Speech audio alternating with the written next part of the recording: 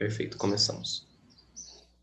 Bom dia a todos. Eu sou a professora Cláudia Loureiro, da Universidade Federal de Uberlândia. Muito prazer em conhecê-los.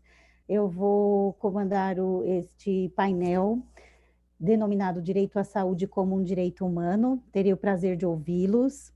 Gostaria primeiramente de agradecer o convite para moderar o painel, agradecer ao Iberojur, ao Laboratório de Direitos Humanos, em nome do professor Rodrigo Vitorino e de todos os membros da organização. É um prazer interagir com o Iberojur e o Laboratório de Direitos Humanos.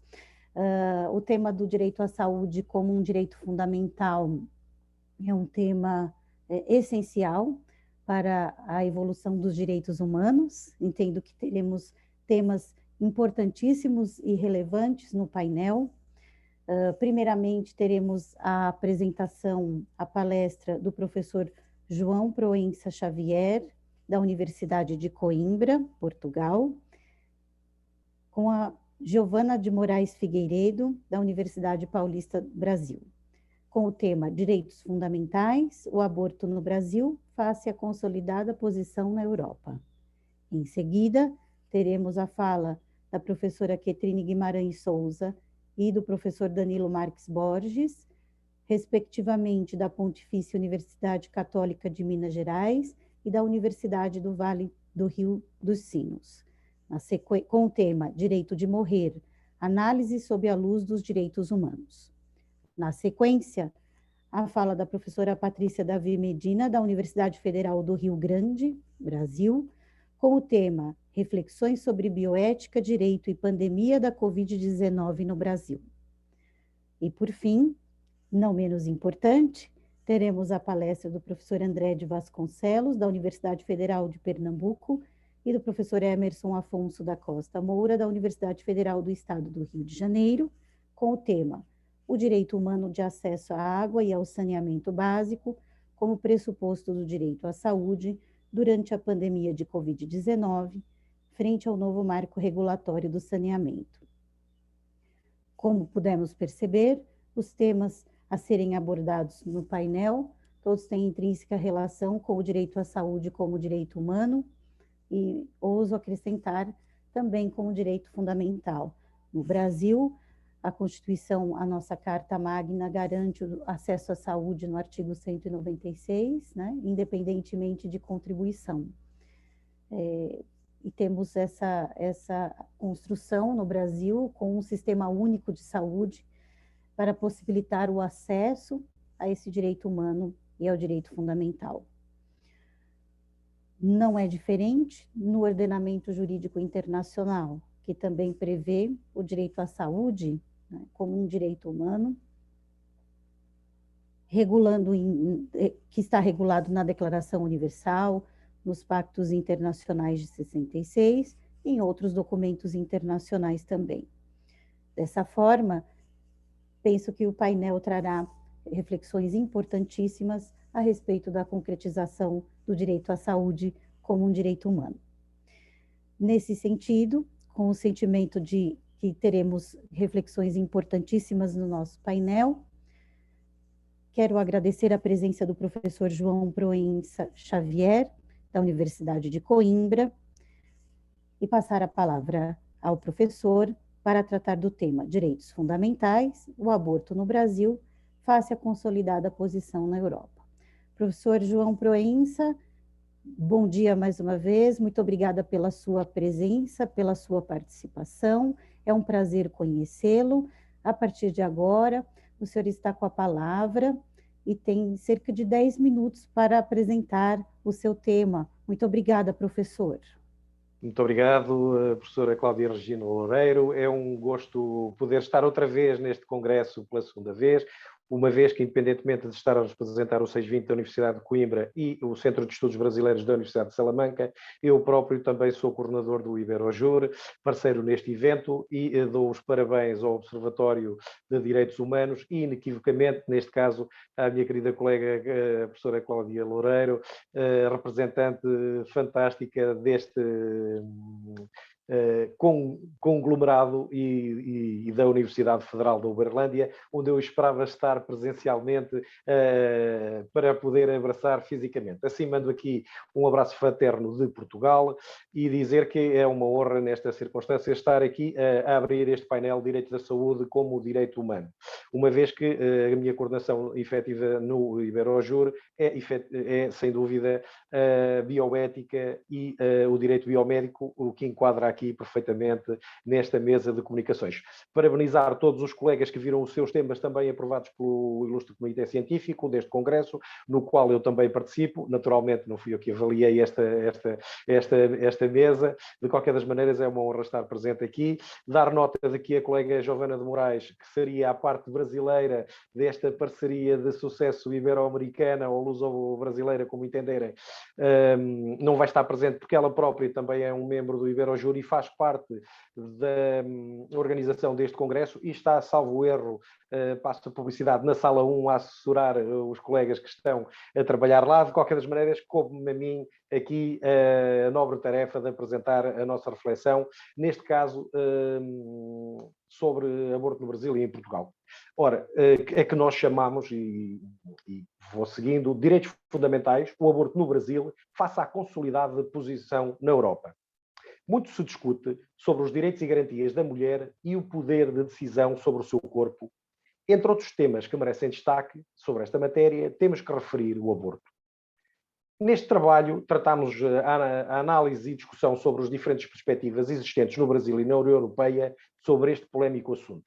A partir de uma análise de direito comparado com a perspectiva de direitos fundamentais, procuramos refletir sobre os direitos e garantias que o nascituro possui e em que casos pode ou não ser aplicada quando existente. Bem como quando a mãe possui o direito de decidir se manterá ou não essa gravidez. Debater sobre quem possui os direitos de garantia e garantias, o feto em formação no ventre da sua mãe ou se a sua própria mãe, como hospedeira de um novo indivíduo, traz à tona questões polémicas e visões que ainda divergem atualmente, principalmente no âmbito jurídico. Questões de saúde pública, criminalização e até mesmo questões culturais fazem deste assunto um tema controverso, até mesmo dentro do bloco da União Europeia, uma vez que não são todos os países que possuem a mesma visão jurídica sobre o assunto. Sem prescindir, e independentemente de poder aproveitar o máximo de tempo que a professora Cláudia me puder dar, vou também aqui reapresentar um bocadinho este nosso introito em inglês, dando uma nota científica a este congresso e internacionalizando para os colegas que não sejam, e para todos os ouvintes, uma vez que está a ser gravado e depois será passado nas plataformas, para todos os colegas que mundialmente possam ter interesse nesta matéria. We see many discussions about human rights and warranties and their decision-making powers over their bodies. Among these issues that deserve attention, we can highlight the issue of abortion. In this work, we approach the analysis and the discussion about the different possibilities that exist in Brazil and in the European Union on this controversial matter, using a comparative law analysis from a perspective of fundamental rights point of view. We seek to understand the rights and warranties that the unborn child has and in which cases it may or may not be provided when existing, as well as a perspective of the fetal rights and an analysis possibilities when the mother has the right to decide whether or not having the pregnancy or maintaining the fetus alive. Debating about who has rights and warranties, the fetus being formed in the mother's womb or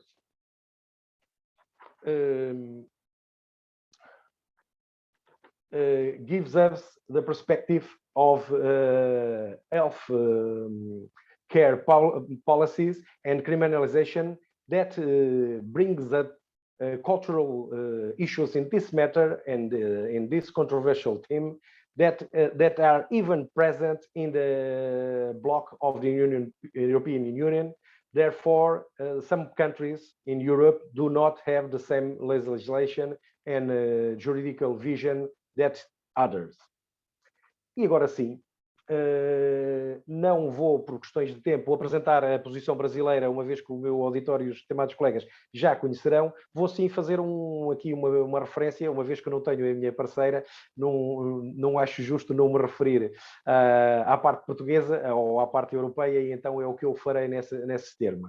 E então abordarei a posição consolidada, que será uma segunda parte do artigo, na Europa sobre o aborto. O Tribunal Europeu dos Direitos do Homem, no julgamento realizado em França, declarou que o nascituro não é considerado uma pessoa que possa ser diretamente protegido pelo artigo 2 da Convenção Europeia dos Direitos do Homem, a sede, e que, se o nascituro tem direito à vida, é implicitamente limitado pelos direitos e interesses da mãe.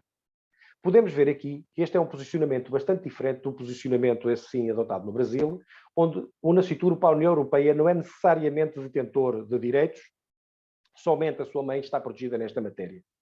O processo citado em questão trata-se do famoso caso Vaux versus France, e nele não se descartaram as possibilidades de que, em certas circunstâncias, as salvaguardas possam ser estendidas ao nascituro.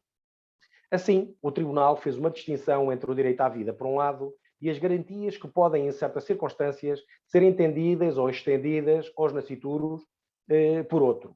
E não considera o nascituro como titular de direito à vida, mas sim como beneficiário de algumas salvaguardas em determinadas circunstâncias. Segundo o relatório do Center of Reproductive Rights na União Europeia, 26 dos 28 Estados-membros permitem o aborto a pedido de uma mulher ou por motivos sociais amplos. Só 2 Estados da União Europeia não permitem que o aborto seja realizado. As leis de alguns países europeus estabelecem o limite de tempo para o aborto mediante a solicitação ou motivos sociais amplos entre as 18 e as 24 semanas de gravidez, enquanto outros estabelecem um limite em torno do primeiro trimestre de gravidez. No entanto, todas as leis destes países também permitem um acesso mais tarde na gravidez em circunstâncias específicas, como quanto à saúde e à vida da mulher, no caso destas estarem em risco. A prática padrão em toda a Europa é não impor limites no tempo com base nestes motivos. Vários países europeus promulgaram reformas que entenderam que os limites de tempo para o acesso ao aborto mediante solicitação devem ser relativamente amplos ou bastante amplos. Nesta circunstância, os motivos sociais são também uma das justificações para esse pedido. Estas reformas reconhecem que, embora a maioria dos abortos na Europa ocorra durante um período do primeiro semestre da gravidez, prazos curtos podem ter impactos prejudiciais sobre as mulheres que procuram atendimento ao aborto após o limite deste tempo relevante. No Parlamento Europeu, até à presente data, e eventualmente nesta pesquisa, está para acontecer a votação do relatório MATIC, cuja em nossa percepção é um projeto mais agressivo, pois o relatório pede que não existam barreiras para o aborto. Além disso, o aborto passaria a ser considerado um direito humano. Faço aqui uma paragem nesta análise, dizendo que, efetivamente, o relatório MATIC já saiu e, juridico-constitucionalmente, efetivamente, o direito ao aborto, ou o direito a pedir o aborto, já está considerado um direito humano. Falta confirmar para esta pesquisa se, efetivamente, depois os tribunais e a sociedade aceitam este relatório como vinculante ou não, e isso ainda não nos podemos comprometer cientificamente com ele, uma vez que saiu entre o momento em que nós submetemos o artigo para este Congresso e, efetivamente, o momento em que esta parceria ibero-americana ou luso-portuguesa o está aqui a apresentar neste painel de Direito à Saúde como um direito humano. Neste caso, a Polónia é uma das exceções dos Estados-membros da União Europeia que ainda não realizaram a reforma nas suas leis sobre este assunto. Na data de 22 de outubro de 2020, o Tribunal Constitucional, portanto, no final do ano passado, o Tribunal Constitucional polaco proferiu uma sentença sobre a legalidade. No caso K1/20, o Tribunal decidiu sobre a inconstitucionalidade do aborto nas circunstâncias de má formação e doenças graves que o feto possa ter. Esta decisão foi amplamente fundamentada pelo artigo 38 da Constituição polaca.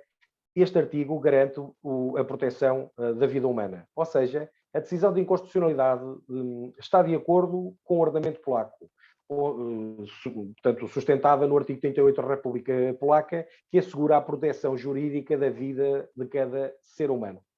Neste caso, esta inconstitucionalidade surpreendeu bastante os parceiros europeus, mas não os cidadãos polacos, que são bastante religiosos e que, porque não tiveram esta atualização legal, efetivamente estavam a contar já com esta negativa, se assim me entendem. Porém, há certas dúvidas no que diz respeito a este artigo. O que de facto seria a proteção à vida, uma vez que é o papel do Estado assegurar efetiva proteção dessa vida, e é ele mesmo que define os parâmetros e os limites para que esta definição seja aplicada. Assim, o que pode ocorrer é o Estado não ter em conta as circunstâncias ou riscos que o nascituro ou a mãe possam estar sujeitos, o que não está correto.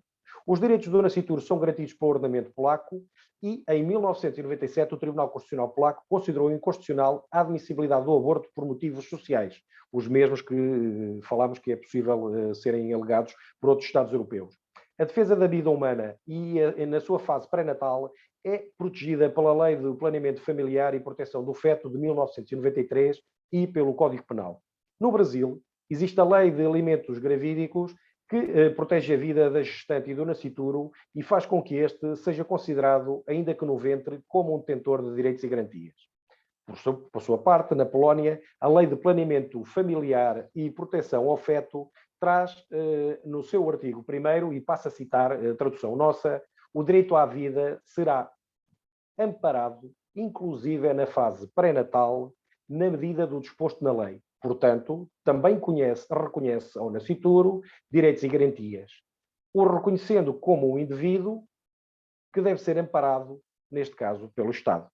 Podemos ver que, mesmo dentro do Bloco Europeu, existem, portanto, diferenças em relação ao tempo em que a solicitação para o procedimento pode ser feita e no que diz respeito às divergências deste posicionamento. A Polónia destaca-se com uma opinião contrária às dos demais Estados da União Europeia. Assim, nesta reflexão comparada que aqui vos trazemos, procuramos apresentar as diferentes perspectivas sobre o assunto polémico, que não só envolve a posição de vários Estados, como também a análise crítica sobre a preservação de direitos e garantias da progenitora e do nascituro. Ao analisar estas diferentes perspectivas, verificamos que o posicionamento sobre o aborto é um tema ainda bastante delicado no que toca ao ordenamento jurídico e enquadramento institucional e político dos respectivos países, quer seja na Europa, quer seja no Brasil.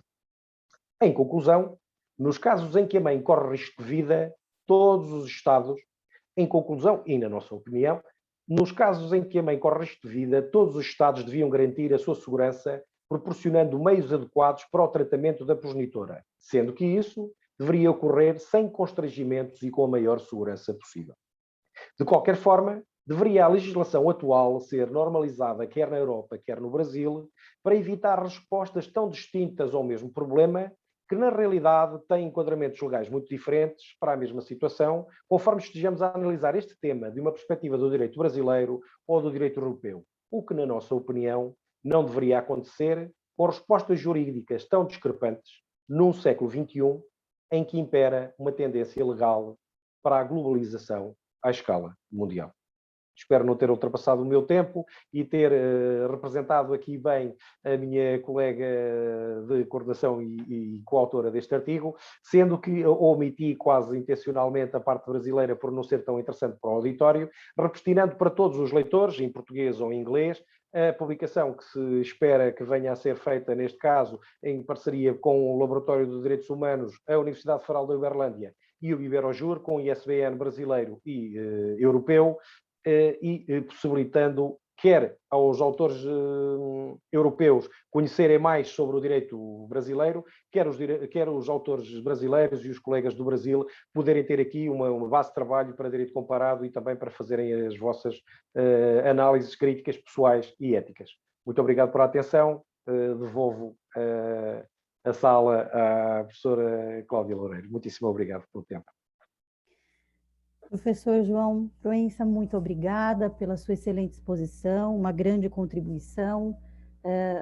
O direito ele é carente, né, de trabalhos de direito comparado. Com certeza no Brasil o tema ainda é muito controvertido. Nós temos em curso a arguição de descumprimento de preceito fundamental número 442. Há uma grande polêmica no Brasil a respeito do tema. se seria o Supremo Tribunal Federal estaria apto a decidir a questão do aborto no Brasil, de hipóteses de descriminalização, quando, na verdade, deveria ser um trabalho do Poder Legislativo brasileiro, em diálogo com a sociedade, porque não é só uma questão jurídica, também é uma questão de saúde pública. Durante a fala do professor, me veio à mente um comparativo com a Corte Interamericana de Direitos Humanos, com o sistema interamericano, que também é reticente em relação ao tema. Eu me lembrei da opinião consultiva número 24 de 2017, que trabalha a questão da identidade de gênero, e acho que é um diálogo entre cortes internacionais muito interessante, que me veio como reflexão, mas acho que o principal ponto da fala do professor que me chamou bastante atenção, que eu gostaria de pontuar para, eventualmente, os debates ao final. Nós entendemos que seria mais produtivo deixarmos os debates para o final, é a questão da discussão a respeito do Instituto Jurídico do Nascituro. No Brasil também é um tema bastante controvertido, porque o nosso Código Civil brasileiro, no artigo 2º, a princípio adota a teoria natalista, mas anuncia a teoria concepcionista, ou a teoria da concepção. E aí, com base nisso, a doutrina brasileira foi desenvolvendo outras teorias. Então, deixo essas questões pontuadas aqui, já da fala do professor, para os futuros e breves debates. E quero registrar que é um grande prazer interagir com o professor João Proença, porque também sou um pouco filha da Universidade de Coimbra, tive a alegria de concluir meu estágio pós-doutoral em Direitos Humanos no Ius Gentium Coimbrig, em 2016. E pretendo, em breve, voltar a Coimbra e abraçar os colegas pessoalmente e poder discutir com o professor temas tão relevantes como o do Instituto Jurídico do Nascituro também. Muito obrigada, professor João. Sem mais delongas, gostaria de, então, passar a palavra para a professora Quetrine Guimarães Souza e para o professor Danilo Marques Borges, que já foram devidamente apresentados, que pertencem, respectivamente, à Pontifícia Universidade Católica de Minas Gerais e à Universidade do Vale do Rio dos Sinos. E, para pontuar, apresentarão o trabalho Direito de Morrer, análise sob a luz dos direitos humanos, um outro tema extremamente importante e relevante para o nosso painel. Gostaria de agradecer os palestrantes e passar a palavra para a professora Quetrine a partir de agora. Professora, muito obrigada, a senhora tem a palavra. Olá, bom dia a todos. O meu áudio tá legal, assim, é só porque eu estava testando, tá tudo bem? Inicialmente é um enorme prazer participar desse evento com estimados professores, pesquisadores juristas. Me chamo Quetrine, sou advogada, pós-graduada em Direito Civil pela PUC de Minas e pesquisadora.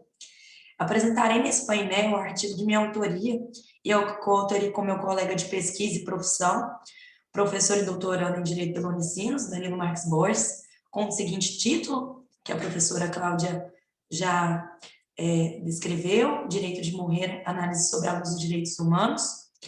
O professor Danilo, infelizmente, não pôde estar presente nessa oportunidade. Cumprimento os demais colegas na pessoa da professora Cláudia Regina, a qual recentemente tive a oportunidade de acompanhar seus ensinamentos no último simpósio de Biodireitos e Direitos Humanos.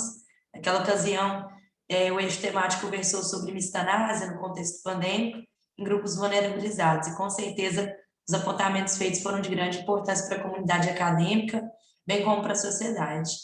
Em relação ao presente trabalho, destaca-se que este possui a finalidade de estudar a respeito do tema, realizando apontamentos importantes sobre o direito à morte, respondendo as seguintes perguntas. Inicialmente, qual a importância dos direitos humanos no momento da morte? Como se efetiva o direito de morrer para uma morte digna? O trabalho tem como objetivo investigar acerca do direito de morrer a partir de uma visão humanitária, uma vez que o direito à morte é crucial na discussão sobre direitos humanos e direito fundamental à vida. A pesquisa se pautou na terminalidade da vida por meio da dignidade da morte e da vida humana, principalmente nos casos das pessoas que enfrentam essa enfermidade incurável em razão de situação terminal, e sobre a indisponibilidade do direito de morrer à luz dos direitos humanos. Ressalta-se aqui o reconhecimento do direito de morrer está intrinsecamente ligado aos princípios da dignidade da pessoa humana, autonomia da vontade humana, bem como, por óbvio, ao direito à vida. Porém, não encontramos no nosso ordenamento jurídico pátrio uma regulamentação específica sobre o direito de morrer, necessária, portanto, a análise dos princípios que norteiam o tema à luz da legislação em vigor, para que se possa entender a temática, principalmente considerando o estado pandêmico que a população atualmente vive. Indo adiante, podemos ainda fazer outros questionamentos nessa pesquisa, como, por exemplo, a vida é um direito fundamental, mas tal direito deve ser transformado em um dever? O titular do direito pode ser livre para dele dispor quando lhe aprouver? Ou deverá o Estado tutelar esse direito à vida, mesmo contra a sua vontade? Em relação especificamente ao direito de morrer, destaca-se que a principal forma de exercício é a eutanásia, que consiste em propiciar a morte de um enfermo que esteja portando doença incurável com dores insuportáveis, ou seja, significa provocar a morte de pessoas que sofrem uma doença irreversível de maneira menos dolorosa, com a finalidade de acabar seu sofrimento. No entanto, apesar dessa prática ser a principal, nós temos outras ainda, ortotanásia e distanásia, as quais trabalham no presente trabalho. Etimologicamente, a ortotanásia significa morte correta, orto certo, thanatos morte, significa o não prolongamento artificial do processo morte, além do que seria o processo natural feito pelo médico. Sim, a ortotanásia seria a morte no tempo certo. A distanásia, por sua vez, significa mal, algo mal feito, e thanatos morte. É o contrário da eutanásia. A distanásia também é chamada de intensificação terapêutica, ainda que seja mais correto denominá-la sobre obstinação terapêutica. Assim, se de um lado a ortotanásia possibilita a morte em respeito à dignidade, de outro lado a distanásia leva ao tratamento desumano. Relacionando essa temática com a importância dos direitos humanos no momento da morte, destaca-se que o direito de morrer e sua compatibilidade com o ordenamento jurídico brasileiro devem ser analisados principalmente sobre a ótica da dignidade da pessoa humana, um dos fundamentos da Constituição Federal. A dignidade da pessoa humana, por sua vez, é o princípio básico e fundamental do direito, que inclusive orienta outros princípios para que o cidadão tenha seus direitos efetivados nessa geração e em outras gerações posteriores, aprimorando e desenvolvendo a espécie humana. Além dessa previsão constitucional, não podemos deixar de citar a Convenção Americana de Direitos Humanos, que também protege a vida desde a concepção. No artigo 4º, inciso 1º, a Convenção aborda que toda pessoa tem o direito de que respeite sua vida. Esse direito deve ser protegido pela lei e, em geral, desde o momento da concepção, sendo que ninguém pode ser privado dessa vida arbitrariamente. Dessa forma, entendo que não poderia ser diferente na aplicação ao direito de morrer. Se o indivíduo tem o direito de viver de forma digna, ele, por sua vez, também tem o direito de morrer de forma digna. No Brasil, a eutanásia não é admitida pelo ordenamento jurídico, sobre o fundamento de que bem jurídico vida deveria ser tutelado pelo Estado. No entanto, já existem uma resistência à prática da ortotanásia. Atualmente, acredito que essa omissão ela se vê muito porque nós não temos a cultura de falar sobre a morte. Não sentamos, por exemplo, na mesa com nossos familiares e falamos como queremos morrer, qual tratamento não seria aceito, e é por isso que essas omissões em relação a essa temática são tantas, porque são assuntos que não são conversados no nosso cotidiano. Em conclusão, atualmente no Brasil, o ordenamento jurídico ainda é muito omisso, todavia alguns posicionamentos devem ser mudados com urgência, isso porque a vida não pode se transformar em um dever de sofrimento. Além disso, para a proteção dos direitos humanos, entende-se que o bem maior a ser preservado sempre será a dignidade da pessoa humana. Saliento aqui que não se trata de banalizar a prática da eutanásia, mas sim, em casos de doenças degenerativas, pacientes sem perspectivas de vida terem a liberdade de morrer com dignidade. Portanto, é necessário analisar a eutanásia como forma de justiça, uma vez que ela representaria os princípios de dignidade, personalidade, pessoalidade e autonomia da pessoa humana, não devendo ser este um direito indisponível. Acredito que toma mais importância ainda essa temática nesse contexto pandêmico, visto que, conforme foi observado em várias oportunidades, a dignidade da pessoa humana e o direito de morrer não foram preservados nessa pandemia. E é com isso que eu finalizo a minha apresentação, agradeço pela atenção e oportunidade de compartilhar esses ensinamentos aqui na comunidade acadêmica, que tenho certeza que são esses ensinamentos que vão trazer novas perspectivas nesse contexto pandêmico e que tanto foi de difícil para toda a sociedade, difícil desenvolvimento para toda a sociedade, mas que devemos deixar ensinamentos, devemos deixar lições para que algumas coisas, algumas perspectivas possam ser mudadas. Não agora, mas no futuro. Agradeço pela atenção de todos. Muito obrigada, doutora Ketrine, pela sua contribuição.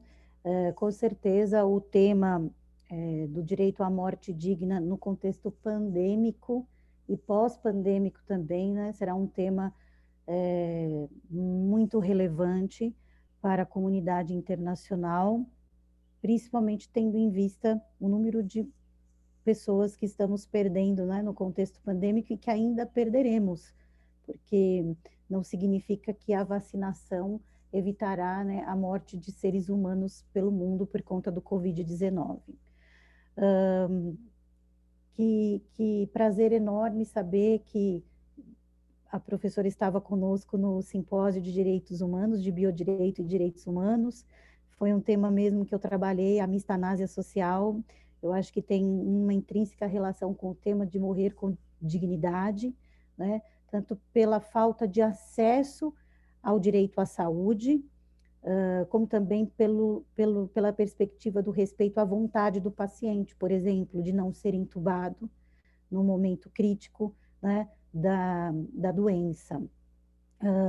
Em muitos lugares percebe-se que o direito do paciente de não ser entubado foi respeitado, em outros não. E eu acho que essa é uma discussão muito importante que diz respeito ao consentimento informado, à autonomia da vontade, à autodeterminação do paciente também. Outra questão que me chamou a atenção na fala da Ketrine foi a intrínseca relação do direito a morrer com dignidade, com o direito à vida e com o princípio da dignidade humana. Uma vez que nós teríamos o direito a viver com dignidade, não a obrigação de viver sem dignidade. Né? E aí são esses pontos que eu gostaria de ressaltar para os debates ao final do nosso painel, ao final das apresentações, que eu acho que são temas importantíssimos para a nossa reflexão. Né? Voltamos a conversar ao final. Ketrine, muito obrigada pela sua contribuição, foi um prazer ouvi-la. A partir desse momento, posso passar, Pedro, a palavra para a professora Patrícia Davi Medina. Deixa-me ver se a professora... Pois bem. Passo a palavra à professora Patrícia Davi Medina, da Universidade Federal do Rio Grande, que falará sobre o tema Reflexões sobre Bioética, Direito e Pandemia da Covid-19 no Brasil. Professora Patrícia. Oi, boa tarde, bom dia, estão me ouvindo? Sim, consigo ouvi-la. É muito prazer, a senhora tem a palavra. Obrigada pela sua participação e pela sua contribuição. Eu que agradeço a oportunidade de estar participando do evento. Bom dia a todos. Eu não sou professora, sou mestranda, não tem problema. Quem sabe um dia eu venha a ser, né? Eu queria me apresentar para vocês. Um bom dia a todos os presentes. Eu sou advogada, Patrícia Medina, mestranda em Direito e Justiça Social, na FURG, a Universidade Federal do Rio Grande.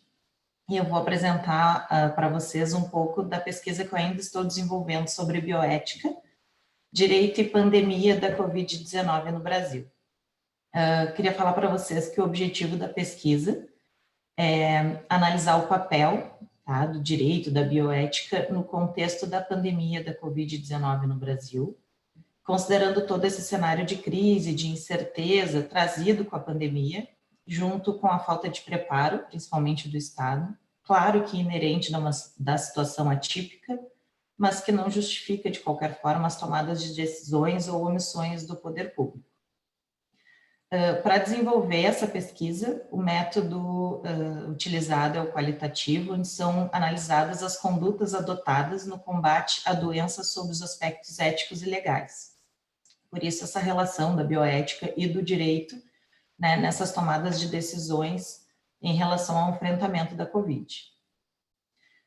Desde que os casos da Covid-19 foram identificados no país, leis, decretos, medidas provisórias foram criados como forma de regularizar os atos e consequências relacionadas à pandemia. Sejam eles, enfim, com objetivos econômicos, como os auxílios financeiros às empresas, ou como auxílio emergencial para as pessoas de baixa renda, ou mesmo regulando sobre medidas de enfrentamento à emergência, saúde pública. E todas essas leis, essas medidas provisórias, decretos, serão utilizados como fonte da pesquisa, assim como também relatórios do Ministério da Saúde, periódicos, artigos científicos e pesquisas científicas relacionadas sobre o tema. Dessa crise surgiram inúmeros questionamentos, e a intenção é descrever as obrigações da bioética nesse contexto de pandemia. Quais os valores, os princípios que devem regular a conduta humana nessas situações apresentadas por crises de saúde. Também, qual o papel do direito enquanto regulador da vida em sociedade e instituidor de direitos humanos e fundamentais. Desses questionamentos também surge qual a possibilidade de não se judicializar a saúde frente às decisões ou graves omissões do Estado. E analisar também se o poder público observa minimamente os direitos humanos mais básicos, como o direito à vida, à dignidade, à igualdade, como, por exemplo, oferecer tratamento sem eficácia comprovada, mediante assinatura de termo de comprometimento. São exemplos trazidos da relação entre as atitudes do poder público e os enfrentamentos da Covid-19. Parcialmente, né, se conclui com o estudo que, mesmo sendo muito criticada a judicialização da política ou mesmo da saúde, o direito ele não pode se eximir, não pode se omitir de garantir o mínimo de dignidade às pessoas vítimas de uma pandemia, a uma sociedade vítima de uma pandemia. E a bioética ela deve servir como filtro ético nas decisões de saúde, até como forma de impor um limite de avaliação pessoal ou mesmo governamental, e garantir o bem maior tutelado, que é o direito à vida. Resumidamente, né, era onde eu queria apresentar o trabalho que eu ainda estou desenvolvendo. Eu queria agradecer a oportunidade de participar do evento, me deixar à disposição aos colegas para maiores esclarecimentos, e queria deixar registrado que gostei muito do tema do professor João, que é o tema que eu estou desenvolvendo na minha dissertação de mestrado, que é a relação com o aborto, e achei que eu gostaria de salientar que o aborto como medida de justiça social às mulheres, como direito feminino, então achei muito interessante, muito pertinente a pesquisa do professor João. Eu fico à disposição dos colegas para maiores esclarecimentos. Muito obrigada pela oportunidade. Obrigada, Patrícia, pela sua contribuição, por compartilhar conosco a pesquisa que resultará no artigo, né, que você desenvolverá. Eu acho que espero vê-la em breve, mestre. Desejo a você boa sorte. Realmente, os temas no painel, eles acabam, né, se relacionando e os participantes acabam tendo esse momento rico de reflexões e troca de ideias Achei muito oportuna a sua fala em relação à apresentação do professor João. Sobre o seu trabalho, eu gostaria de dar uma contribuição para você, porque, por favor, se você me permite, por favor, com licença, eu cheguei a analisar, para escrever um artigo sobre o tema, as resoluções do sistema interamericano em relação à pandemia, né? Em primeiro lugar, a resolução número 1 de 2020 da Comissão Interamericana, e depois a declaração também de número 1 de 2020 da Corte Interamericana de Direitos Humanos, a respeito das medidas emergenciais e excepcionais tomadas pelos estados no contexto pandêmico. O que preocupa bastante em relação aos estados é como os estados estão lidando com essa oportunidade de adotar medidas excepcionais no contexto pandêmico, na medida em que os estados não teriam toda a liberdade de restringir direitos no contexto pandêmico, e que essas restrições deveriam se dar em consonância com os direitos humanos. Acredito que essa é uma preocupação muito relevante do sistema interamericano no contexto pandêmico, e que deveria ser observada pelos estados, para que não haja abusos, excessos na tomada dessas medidas emergenciais, na adoção dessas medidas emergenciais e excepcionais. Acho que seria, acredito que você já tenha tido acesso a essas resoluções e declarações, acredito que seria útil para o seu trabalho, né? Com certeza. Verificar se seria relevante para o seu tema. Acho que também do seu trabalho existe uma grande possibilidade de se estabelecer uma relação intrínseca entre bioética e direitos humanos, né? Ficou muito evidente no contexto da sua fala, principalmente no contexto da utilização de tratamento precoce, de medicamentos irrelevantes, né? Para a disseminação da possibilidade de se utilizar tratamentos irrelevantes para o Covid-19, que podem, inclusive, gerar consequências à saúde das pessoas envolvidas.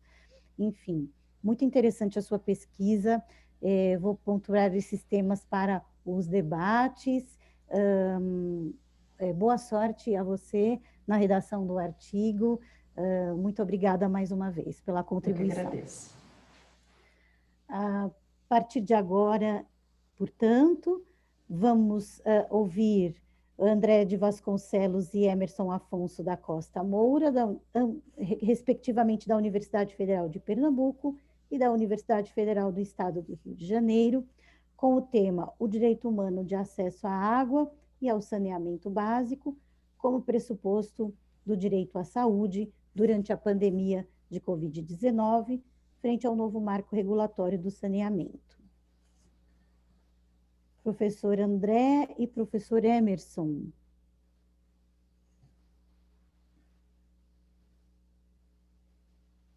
Olá, bom dia. Queria primeiro cumprimentar a professora, cumprimentar todos os presentes, a organização desse belo evento.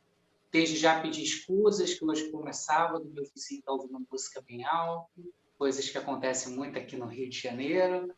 Então, qualquer barulho que torne impossível a comunicação, só vocês me informarem que eu tento dar uma solução. Eu e o André estamos trazendo um trabalho sobre análise específica do direito humano fundamental, que, pela emenda constitucional, vai ser classificado como individual, mas que é uma discussão se é individual ou difuso, a água. Eu vou fazer uma breve explanação inicial, depois eu vou passar ao querido André, que vai fazer a segunda parte da apresentação. Desde já queria me apresentar, eu sou professor da Universidade Federal do Estado do Rio de Janeiro, Unirio, e da Universidade Federal Rural do Rio de Janeiro, da UFRRJ. Então, eu tenho que sempre falar, senão gera briga nas instituições quando eu esqueço uma ou outra. Queria comentar a professora Cláudia, já fui professora da Federal de Juiz de Fora, então sinto saudade de Minas durante algum tempo.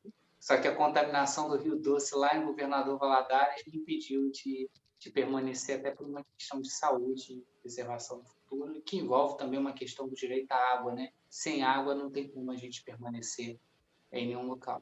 Esse trabalho é fruto do nosso grupo de pesquisa, o Centro de Pesquisas de Jurisdição Constitucional, que é um grupo interinstitucional, que a gente analisa o papel do Poder Judiciário na realização dos direitos fundamentais. Eu já convido os colegas, se quiserem trabalhar junto, colaborar, participar. Acho essas interações sempre importantes da gente que trabalha constitucional. Gente, em relação ao nosso tema, precisamos chamar a atenção para algo importante. Apenas em 2010, a Assembleia Geral da ONU reconhece o direito à água, e em específico o direito à água potável, por meio da sua resolução 64292, como um direito humano. Então, chega a ser um pouco complicado e preocupante o fato de que o direito ao saneamento e o direito à água potável, que são essenciais para o pleno gozo da vida e para a própria realização da dignidade da pessoa humana, garantindo as autonomias públicas e privadas, tenha sido reconhecido nos nossos tratados internacionais apenas em 2010 como um direito humano, e apenas agora nós temos essa PEC número 4 de 2018, que pretende incluir ela no rol do artigo 5º como um direito fundamental individual, dizendo que todos têm que ter acesso à água potável e quantidade necessária e suficiente para possibilitar os meios de vida, o bem-estar e o desenvolvimento socioeconômico.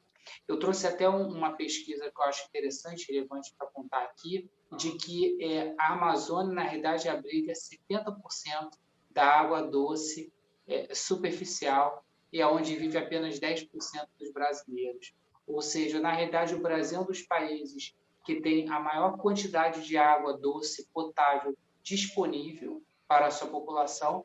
No entanto, é um dos países onde nós temos mais de 50% da população sem acesso a saneamento básico e sem acesso à água potável.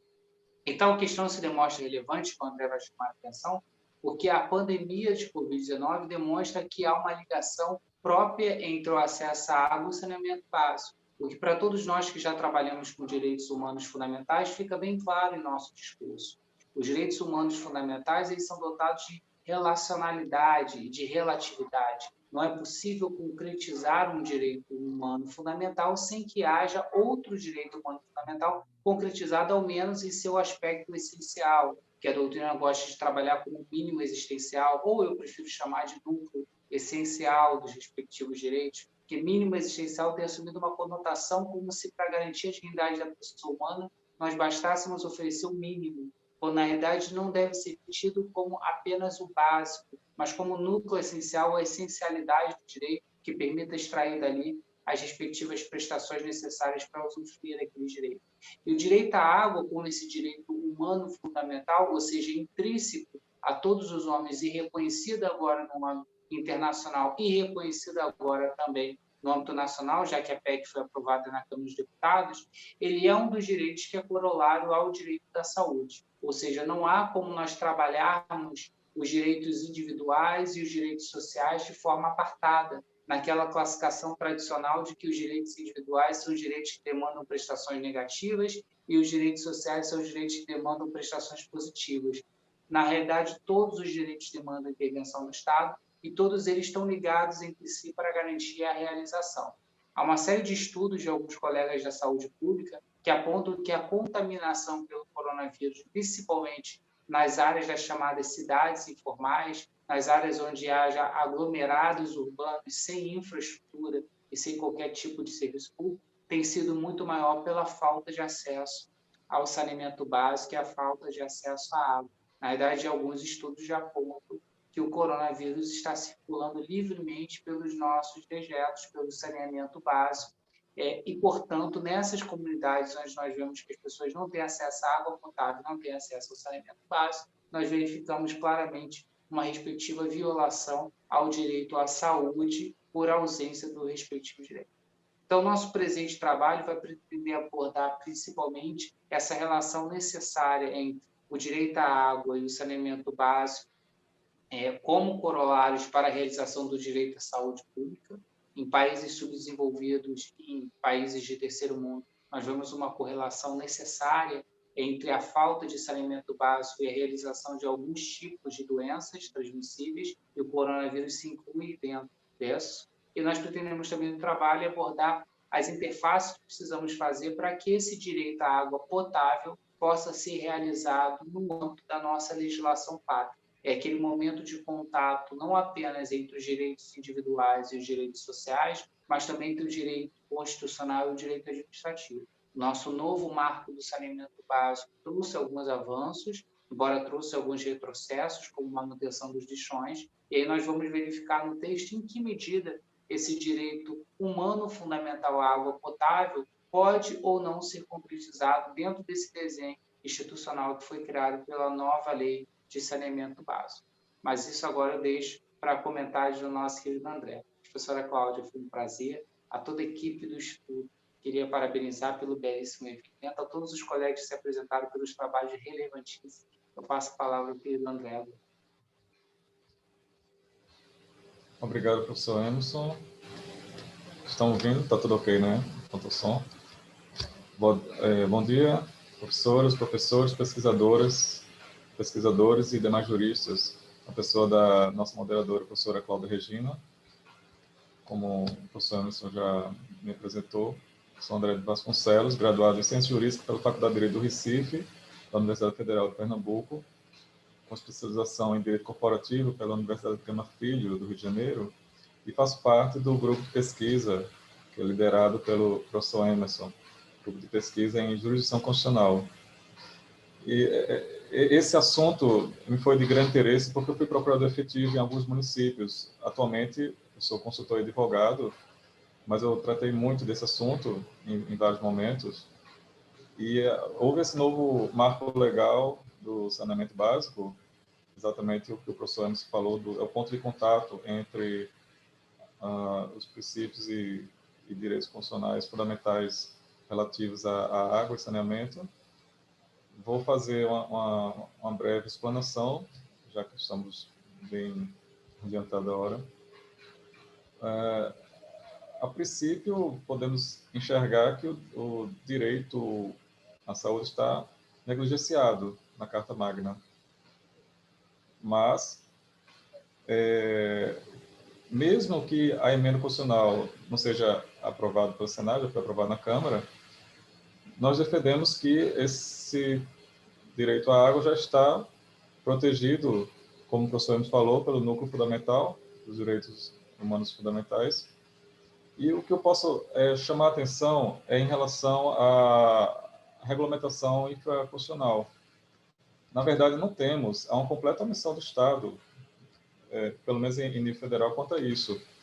A única previsão que encontramos em relação à situação da Covid e a necessidade do Estado garantir o direito à água foi uma portaria do ministro Eduardo Pazuello, portaria de número 1565, de 12 de junho de 2020, que trata de cuidados gerais a serem adotados individualmente pela população.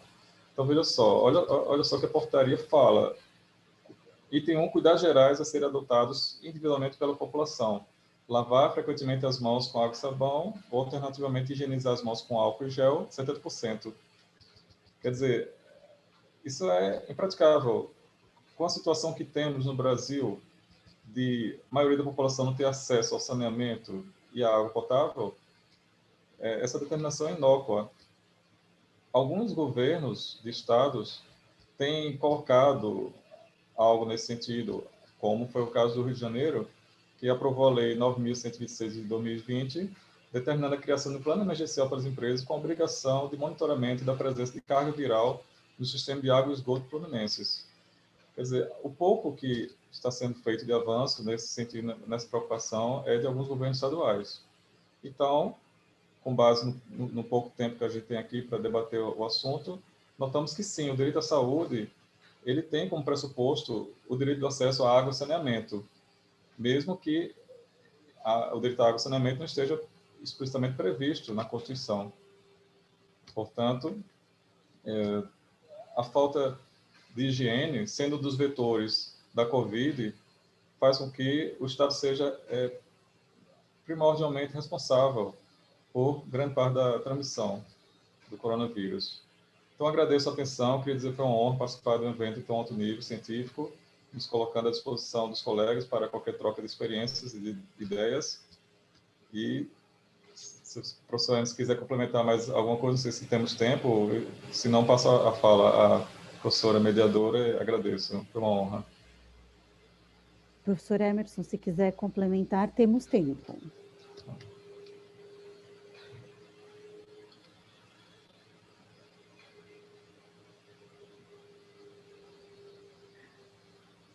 Não estamos ouvindo o senhor, professor Emerson.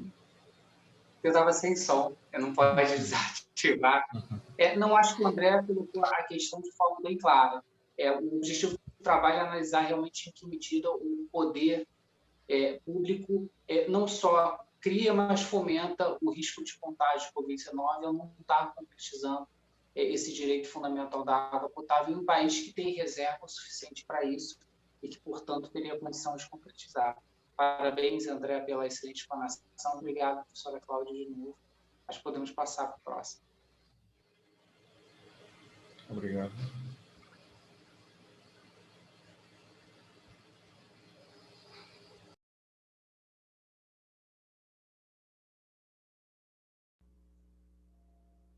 Não estão ouvindo, né? Agora me ouvem, né? Perdão. Professores, muito obrigada pela explanação, pela apresentação. Professor André, tem mais algo a acrescentar? Tem mais alguma coisa a acrescentar? Não.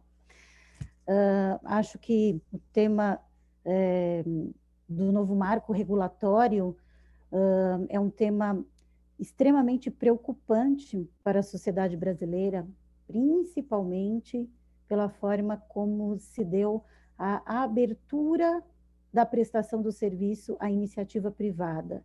Não que isso não deva ser incentivado, mas isso deve ser feito de maneira responsável pelo poder público, não é?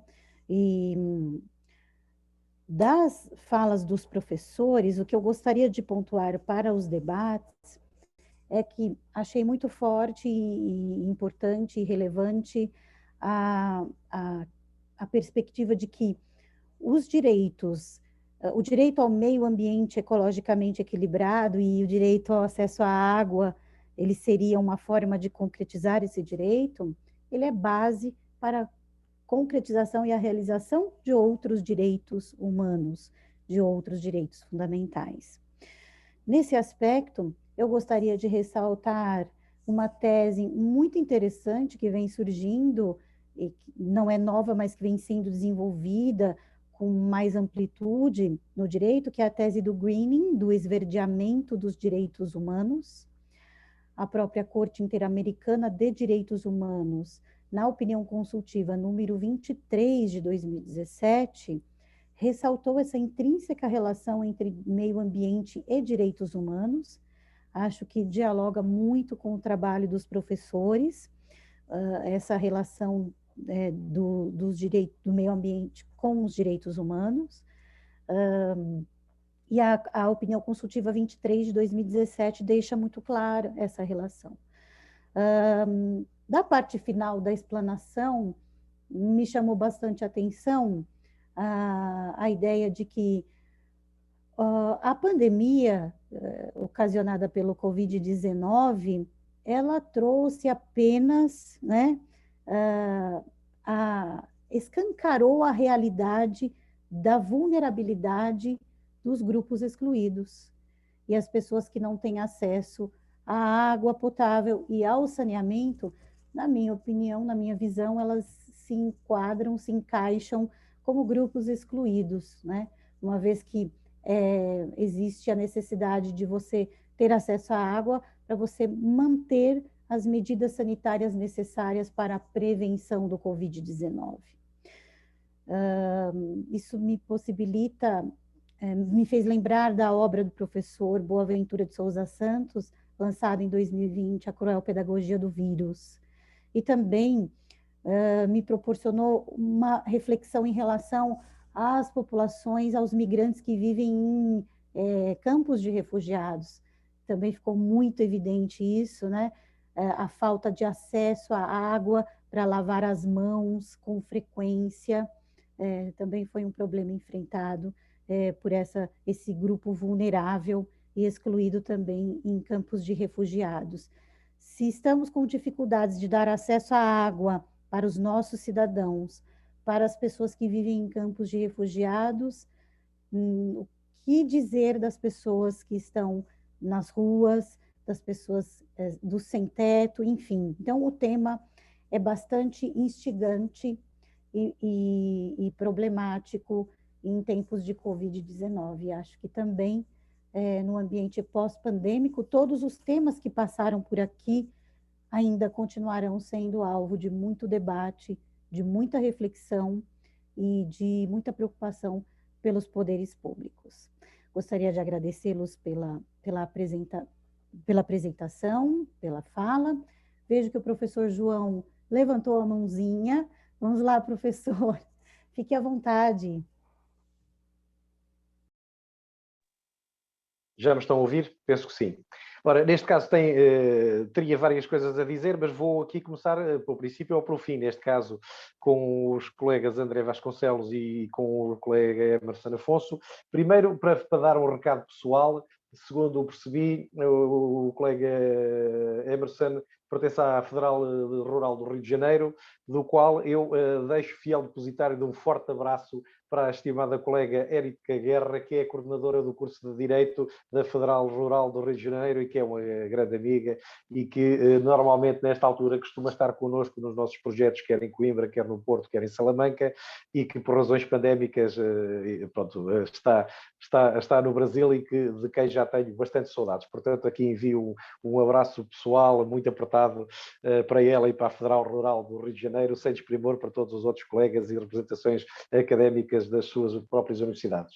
Depois, dar uma nota sobre o artigo, a dizer que é incontornável, é super atual, muito importante e tem aquilo que se chama no Brasil o viés Covid-19, o que não é muito comum, quer dizer, está-se a tornar cada vez mais comum, mas em termos de direito humano à água e direito à água não é é uma abordagem completamente nova, portanto dar os parabéns também por essa inclusão científica e dizer aqui duas notas. A refrescagem rápida aqui pelo site da União Europeia, já não necessariamente atual, Iniciativa de Cidadania Europeia. A água e o saneamento são um direito humano. A água não é uma mercadoria, mas um bem público. Nesta circunstância, estamos aqui a falar do site oficial da União Europeia, que traz aqui um cabeçalho para a apresentação e análise, que diz: apresentada à Comissão em 20 de dezembro de 2013, a iniciativa Right to Water, a água é um direito, foi a primeira iniciativa de cidadania europeia a atingir o número necessário de subscritores. E depois variedíssimas outras. Recomendo aos colegas que com interesse que possam repristinar estas atividades sociais, políticas, institucionais e jurídicas da União Europeia, considerando que 2013 já foi há 8 anos. Neste caso aqui, voltando um pouquinho atrás à formação e à circunstância da nossa estimada moderadora, a professora Cláudia Regina Loureiro, falar no meu Centro de Investigação de Direitos Humanos, e efetivamente eu comecei a carreira na área dos direitos humanos com o professor Vital Moreira, com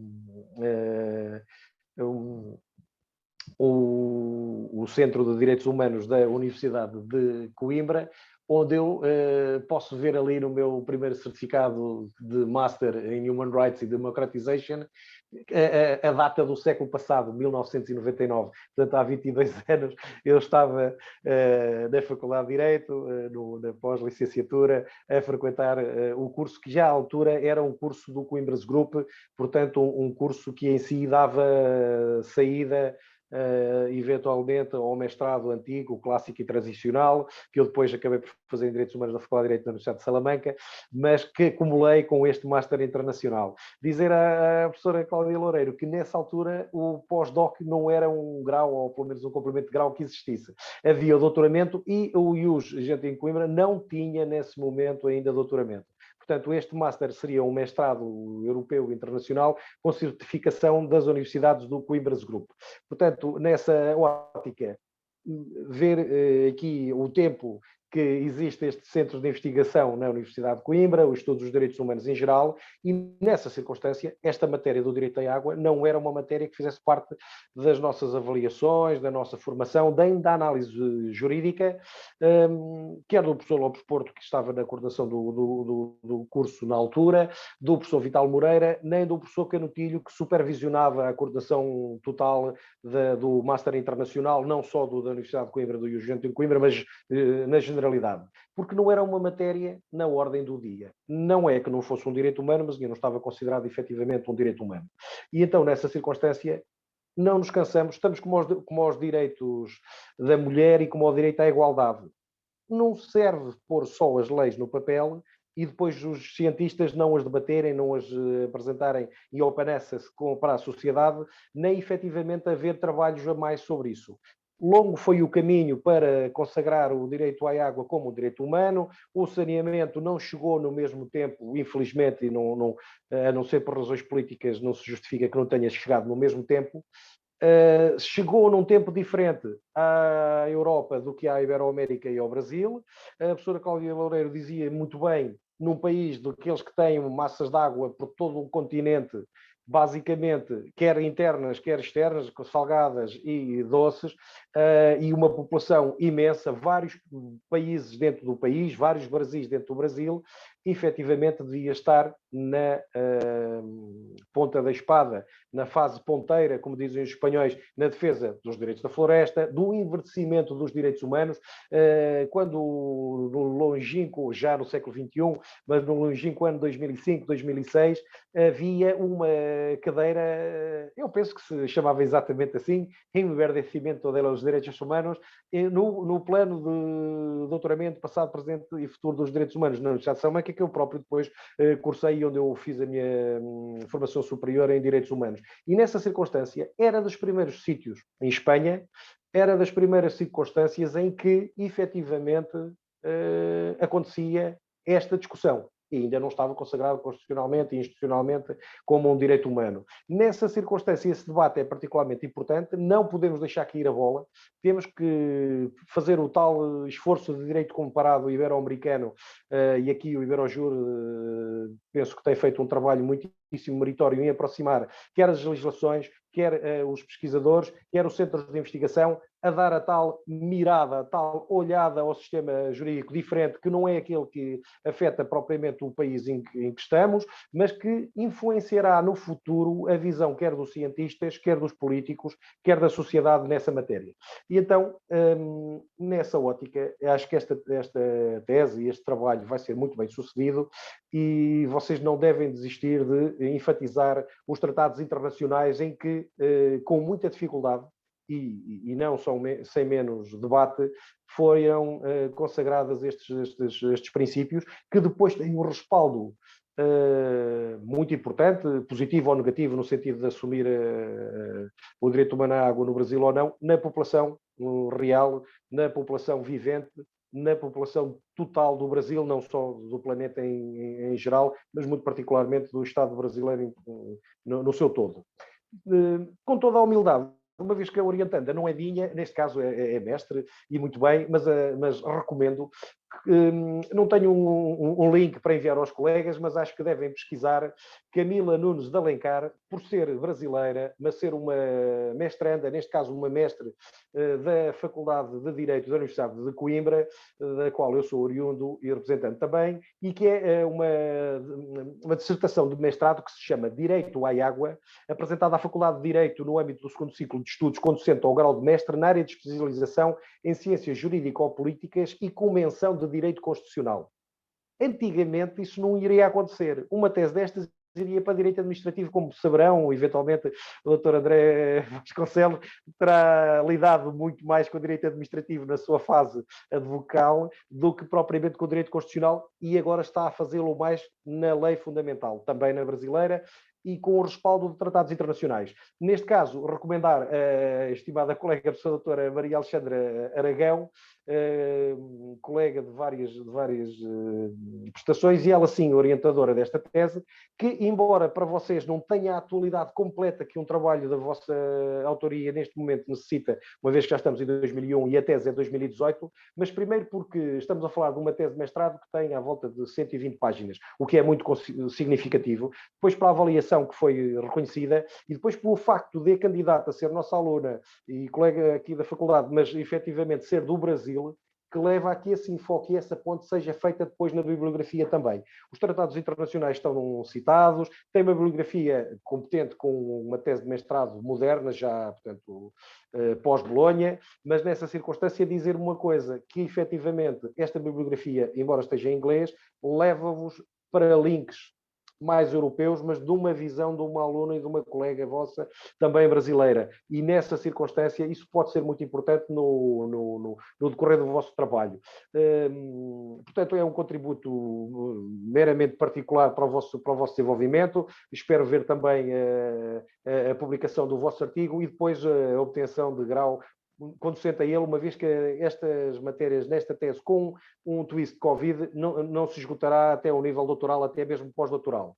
Sem monopolizar, dizer também que o Centro de Estudos Brasileiros, o Instituto do Rio de Janeiro e a Universidade de Salamanca fizeram a primeira confederação de pós-graduação, de pós-doutoramento da Universidade de Salamanca, um dos primeiros pós-docs da Espanha, mas o primeiro, inequivocamente, da Universidade de Salamanca em Direitos Humanos e um dos primeiros em Direitos Humanos da Península Ibérica, o qual eu tive a oportunidade de cursar com imensos colegas de várias universidades e instâncias judiciais brasileiras, e onde, não tendo sido o meu tema, que foi a gestação de substituição, visão comparada Brasil, Portugal e Espanha, que deu depois mote ao meu livro, mas na ótica do direito da saúde e dos direitos humanos, naturalmente, uma visão tripartida crítica destes três sistemas de ordenamento, alguns foram os colegas que utilizaram o direito humano à água como base para a sua dissertação de pós-doc, ou pelo menos o mencionaram com abordagens de outras matérias que depois fizeram o pós-doc. Ora, naturalmente, à época que a doutora Cláudia fez o seu pós-doc, isto não era uma matéria na ordem do dia. Portanto, vocês têm o ouro na vossa secretária, devem ser ambiciosos e sair do âmbito do vosso artigo, que eu acho que está muito interessante, até porque o apresentaram também muitíssimo bem, dá para ver a sua excelência da investigação e as ramificações que isto pode ter, mesmo numa visão da análise jurídica europeia, vista do vosso continente e vista do Brasil, por juristas que eu considero internacionais. Portanto, os meus parabéns, era essa a nota. Dar um agradecimento aqui à colega Patrícia Medina pela referência pessoal, que eu considero que não se justifica de todo. Muitíssimo obrigado pela sua simpatia e cortesia. Resta-me dar-lhe nota e a todos que eu já coloquei no chat o meu e-mail, caso tenham interesse em alguma coisa que eu escreva, em algum apoio, ou nos centros de investigação que eu coordeno, ou com quem conecto, quer no Portugal, quer no Brasil, quer em Espanha, poderem ter algum tipo de apoio, ou apenas trocarmos algum suporte quando estiverem em Portugal, quando vierem à Europa, ou eventualmente, se quiserem apenas divulgar as vossas investigações e que eu eventualmente consiga, através dos nossos motores de busca, também colocá-las com uma visualização europeia, que eu penso que valorizará os vossos currículos lattes. Em relação à colega Patrícia Medina, dispor-me para dar algum tipo de apoio na tese de mestrado dela, que eu espero que seja com uma banca o mais rápida possível, para ela depois, uma vez obtendo o grau de mestre, nesta altura pandémica, aproveitar o tempo que a gente passa mais em casa e online do que noutras atividades profissionais, e então passar rapidamente para uma tese doutoral. E nessa circunstância, com todo o despretensiosismo, portanto, ponho-me à vontade dentro da minha agenda para poder apoiar no que ela entender, ou para responder algumas perguntas que ela eventualmente tenha, ou partilharmos algum tipo de investigação, até com a colaboração da colega Giovana Moraes da Cruz, que neste momento está no Brasil, mas que iniciará, penso eu, os seus estudos superiores de terceiro ciclo aqui na Europa com a minha coordenação, e então nessas circunstâncias aqui está uma trilogia muito útil, e eventualmente se precisarem de algum apoio em termos da banca de mestrado, no sentido de a poder respaldar na sua leitura, uma vez que eu gostei muito das reflexões da bioética e direito à pandemia que ela nos trouxe do Brasil, uma vez que, embora tenha um twist também de Covid-19, efetivamente é um twist diferente. E, sem dúvida, que temos visto muitas publicações e muitos artigos Covid e temos visto muito sobre a bioética. No entanto, esta visão, sendo com um enfoque brasileiro, traz vamos lá ver, um panorama fresco e com muitas novidades para um autor que se quer ibérico e, à partida, tendencialmente europeu. E basicamente era isso que eu tinha assim numa primeira discussão para apresentar. Aqui assim nas minhas notas, não sei se me esqueci de alguma coisa, só dar uma nota também aqui ao Danilo e à Catarina, dizendo que para a Universidade do Vale do Rio dos Sinos mando um abraço apertadíssimo para o professor Egelman, Wilson Egelman, que é o meu mentor das ciências exatas no direito e que fala maravilhosamente sobre nanotecnologia, e o qual eu citei num artigo recentemente publicado numa coletânea jurídica nacional, e que se chama Não, Direito a Morrer, não é uma análise, é uma análise de direitos humanos, mas com um twist diferente.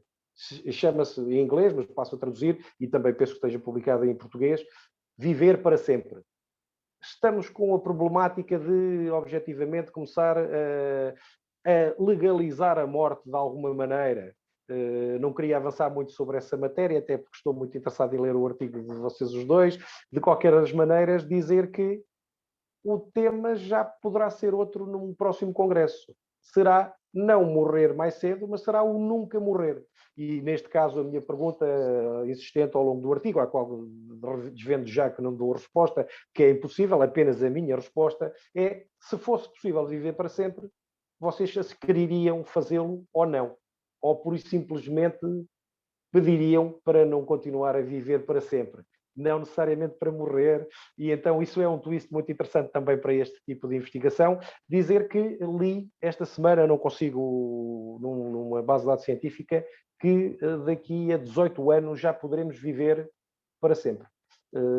A minha pesquisa não ia tão longe, estava mais para eu tentar chegar aos 100 anos, se calhar não quererei naturalmente, e a pandemia tira-nos alguma energia, pelo menos intelectual, e alguns cabelos. De qualquer das maneiras, poderá ser uma nova questão para o direito, saber se sim ou não queremos viver para sempre. E são estas as minhas perplexidades e provocações para o debate, com a magnífica moderação da professora Cláudia. Muitíssimo obrigado, peço desculpa pelo tempo que roubei. Muito obrigada pelos contributos, professor João. Eu fiquei aqui pensando, até me arrependi de não ter submetido um trabalho para receber suas considerações. Grandes considerações, grandes contribuições para os trabalhos e para o debate dos colegas que apresentaram aqui. Para fomentar o debate, gostaria de aproveitar a fala do professor João e verificar se os palestrantes têm algo a acrescentar, com base nas reflexões propostas pelo professor João.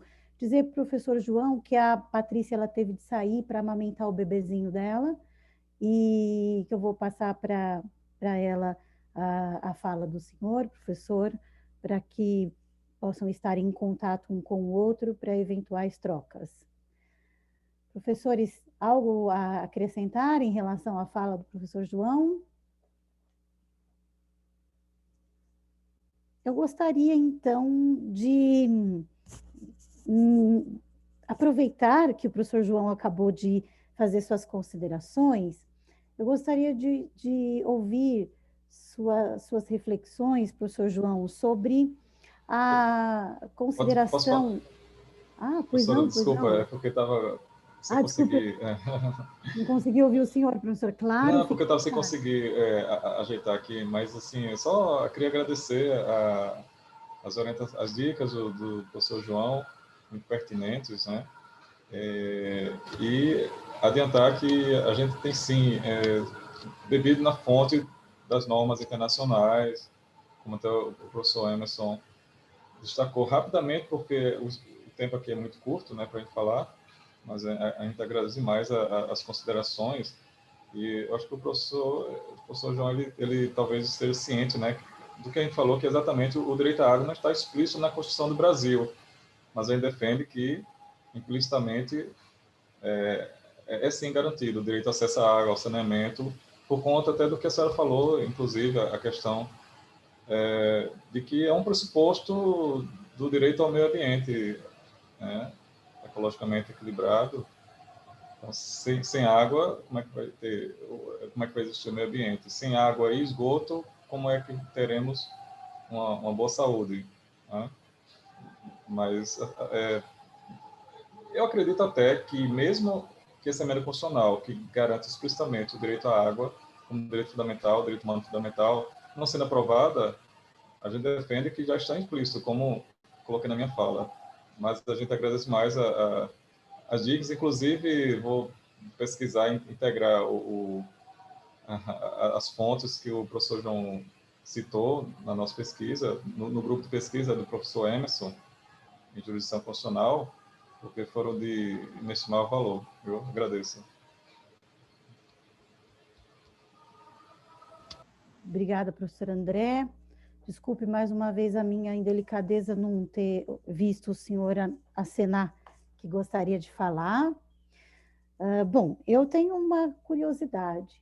Eu gostaria de ouvir o professor João Proença a respeito da natureza jurídica do nascituro. Eu me lembrei de uma passagem de Habermas em O Futuro da Humanidade, né? Em busca de uma eugenia liberal, em que ele trabalha a natureza jurídica do nascituro, entendendo que mesmo que ele não possa ser considerado sujeito de direito, ele não estaria totalmente desprovido, né, de uma proteção legal. Como que o senhor estabeleceria, professor João, a relação dessa ideia de Habermas com a posição dos tribunais europeus? Gostaria de ouvi-lo a respeito.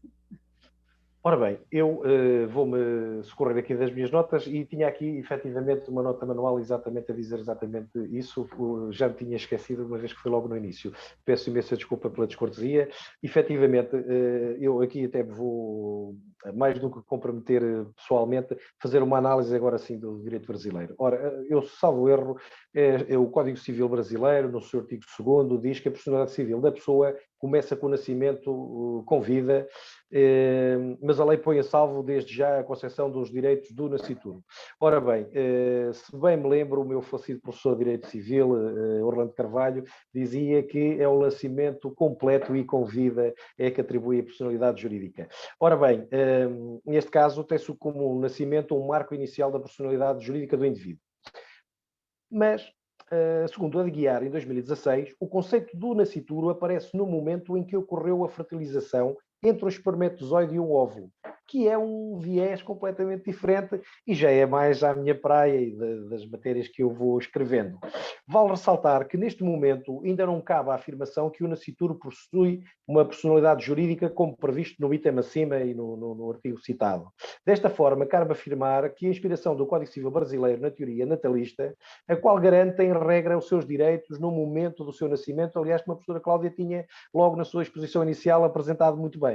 Entretanto, vale ressaltar que o nascituro pode ser considerado como sujeito de direito, ou de direitos, como entenderem, tanto que é protegido pelo Código Penal, também nos artigos 124 e seguintes, os quais tratam da matéria referente ao crime de aborto.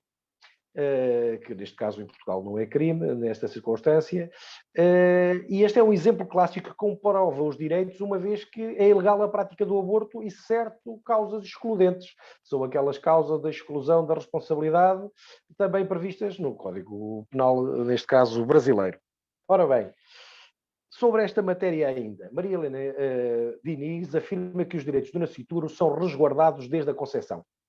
E, passo a citá-la, nascituro é aquele que há de nascer, cujos direitos a lei põe a salvo, aqueles que, estando aquele que, estando concebido, ainda não nasceu e que na vida intrauterina tem a personalidade jurídica formal no que atina aos direitos de personalidade, passando a ter personalidade jurídica material, alcançando os direitos patrimoniais que pertencem ao seu estado potencial somente com o nascimento e com vida.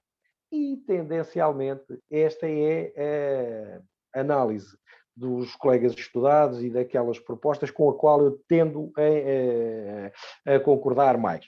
De qualquer das maneiras, o nascituro é titular do direito ao nascimento com vida. É um titular de direito ao nascimento com vida. A Constituição de 88, a Constituição Federal Brasileira, postula que todos têm direito à vida, assim como à dignidade da pessoa humana. Aliás, a professora Cláudia Regina já tinha dito isso basilarmente e muito oportunamente também no início da sua introdução a este painel e à análise até ao meu artigo. O Estado tem a obrigação de promover o desenvolvimento digno e sadio do nascituro e da mãe e tem direito a realizar o atendimento pré-natal e perinatal, conforme se demonstra no Instituto da Criança e do Adolescente, nos seus artigos até 10, salvo erro, onde a criança e o adolescente têm direito à proteção à vida, à saúde, a cuidados médicos, a políticas públicas de saúde, que lhe permitam, eventualmente, ter o acompanhamento antes do nascimento, durante o nascimento, ou durante o parto, pré-parto e depois um crescimento e desenvolvimento equilibrado, se tenho mais ou menos de memória.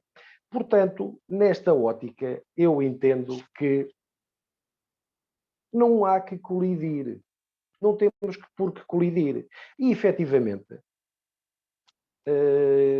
o Código Penal brasileiro não pune o aborto, no meu entender, penso que é uma visão objetiva, pune o aborto não médico. Porque o aborto médico depois está circunscrito a um conjunto de circunstâncias, nomeadamente violação, vocês chamam estupro, e outras circunstâncias que depois o Código Penal detalha que possibilitam essa circunstância. Ora bem, o que eu entendo é que uma leitura alargada dos tratados internacionais de direitos humanos e da legislação em vigor deverá permitir que, efetivamente, se consiga que a não penalização do aborto se estenda, ainda que literalmente não se possa fazer sem revisão legal no Brasil, permita que, independente médico ou não médico, haja razões ponderosas que possam permiti-lo.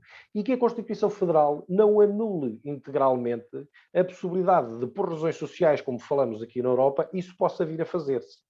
Ora, o que é que eu penso? Eu penso que, efetivamente, em 2015, perdeu-se uma oportunidade muito grande de, no Brasil, legalizar o aborto para esses partidários, ou pelo menos seguir o exemplo mais ou menos europeu de uma normalização para todos os Estados. A questão é que não podemos, pensemos que o Brasil é um Estado democrático e laico tendencialmente, que não é verdade, na realidade é um Estado confessional, para o bem e para o mal, e católico também, sem desprimor para a igualdade religiosa. E nessa circunstância, isso é um poder brutal. Mas chamo a atenção que em Espanha também é assim, não é menor. Não digo que eles inventaram a Igreja, mas têm efetivamente na Igreja Católica uma instituição de consultadoria nestas matérias de genética e bioética muito forte e naturalmente tem das legislações de reprodução assistida mais abertas do mundo, ou pelo menos da Europa, à exceção agora da estação de substituição que está semi-congelada no ordenamento português, exatamente por algumas falhas constitucionais. E nessa ótica, não dizer que os espanhóis são mais católicos que os brasileiros, de maneira nenhuma, não queria cometer essa gafe. Mas a confessionalidade, embora esteja fora da legislação, não está fora das pessoas e dos legisladores juristas. E com base nisso, eles conseguiram comprometer-se a entender que não justificará trazer um filho ao mundo se não houver condições para o cuidar. Não é só proteger-lhe os direitos antes do seu nascimento como nascituro. É efetivamente criar-se as condições para que ele depois faça o seu desenvolvimento normal e com vida e com saúde e com acesso àquilo que é consideradamente o mínimo da dignidade humana. Ora, se isso se previr que isso não vai acontecer, naturalmente deve ser dada a possibilidade, até o número de semanas tem a ver com o compromisso médico e jurídico, mas como viram aqui circula entre as 18 e as 24 semanas e tendencialmente a um alargamento ainda maior se quer por razões de saúde, por outras razões sociais, ou até poderia ser por estas razões de pandemia, a pessoa eventualmente perdeu completamente o emprego, perdeu o contacto, a sua atividade fechou, e isto é uma traumatização de uma criança para nascer, que eventualmente poderá, tendencialmente, ser permitida num futuro argumentação das causas sociais que possam eventualmente permitir para além daquilo que a legislação recomende, desde que a ciência médica não seja contrariada nessa circunstância. Portanto, e penso que é aqui uma nota que penso que iremos publicar, embora seja relativamente polémica, observamos que a limitação do aborto no Brasil é algo que nos parece distante da realidade e se mostra em minoria. O país não está preparado neste momento para aceitar o aborto legal. Pronto. A discussão pública foi tida, mas foi tida com alguns vieses e, naturalmente, a visão do europeu talvez não seja a mais correta, mas pelo menos é objetiva e científica. Temos a análise do projeto de lei 182 de 2015, que defende a liberalização total do aborto.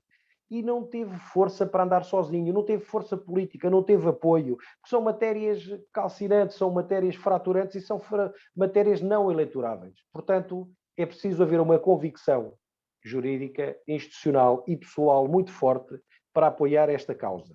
E, eventualmente, são precisas muitas mulheres, são precisas muitas mães, são precisas muitas avós.